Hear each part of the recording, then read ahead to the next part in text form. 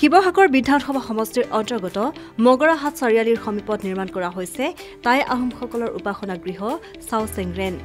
টাই আহোম সংগঠন আটাচু টাইপাকে ধৰি কেইবাটাও জনগোষ্ঠীয় সংগঠনৰ নেতাকৰ্মী লগতে স্থানীয় অঞ্চলবাসীৰ উপস্থিতিত শুকুৰবাৰে এই নিৰ্মাণ কাৰ্যৰ আধাৰশিলা স্থাপনৰ লগতে নিৰ্মাণ কাৰ্যৰ শুভাৰম্ভণি কৰা হয়।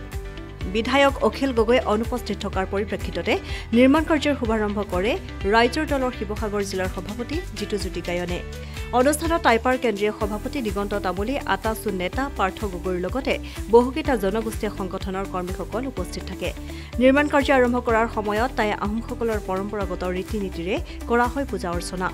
2023-24 বৰ্ষৰ অনিৰ্ধাৰিত পুঁজি 25 লাখ টকা ব্যয় সাপেক্ষে নিৰ্মাণ হ'ব লগা এই উপাসনা গৃহই বৃহত্তৰ অঞ্চলটোৰ আহোম জনগোষ্ঠীয় লোকসকলৰ দীৰ্ঘদিনীয়া অভাৱ পূৰণ কৰিব বুলি মত প্ৰকাশ কৰে স্থানীয় ৰাইজে। মগৰাহাটৰ এটা অতি ঐতিহাসিক দিন। আজি বহুত দিনৰ আমি দাবী দাবা কৰাৰ পিছত আমাৰ শিৱসাগৰ জিলা সন্মানীয় বিধায়ক অখিল গগৈদেৱে আমাৰ এটি অভাৱ পূৰণ কৰিছে।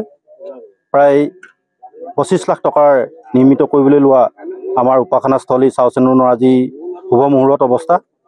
আৰু আমি মগৰাহাটবাসী এটি 4 কথা মাটিৰে আমি এই অনুষ্ঠানটি নিৰ্মিত কৰিবলৈ লৈছোঁ। আৰু এই অনুষ্ঠানৰ প্ৰাক মুহূৰ্তত আমি জাতি জনগোষ্ঠী সকলোকে আমি একত্ৰিত হৈ এই অনুষ্ঠানটোৰ লগত সম্পৃক্ত কৰি ৰাখিব বিচাৰিছোঁ। আমি সকলোকে সহায় সহযোগিতা বিচাৰিছোঁ আৰু সন্মানীয় বিধায়কদেৱলৈ আমি এই আপাহতে আমাৰ এই অনুষ্ঠানটিৰ তৰফৰ পৰা ধন্যবাদ জ্ঞাপন কৰিছোঁ। আজি অনুষ্ঠানটোলৈ আমি আমন্ত্ৰণ জনাইছিলোঁ শিৱসাগৰ জিলা সমষ্টিৰ সন্মানীয় বিধায়ক অখিল গগৈ। তেখেতে ব্যস্ত কাৰ্যসূচীৰ বাবে দিল্লীলৈ যোৱাৰ বাবে তেখেত উপস্থিত থাকিব নোৱাৰিলে।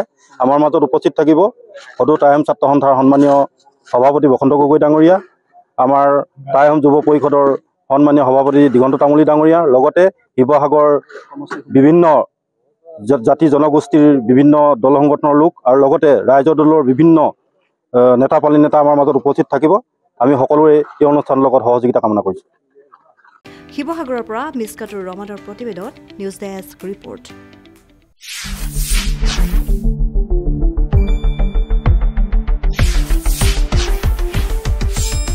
শুদ্ধ আৰু বিস্তৃত বাতৰিৰ বাবে চাই থাকক নিউজ ডেস্ক ৰিপৰ্ট।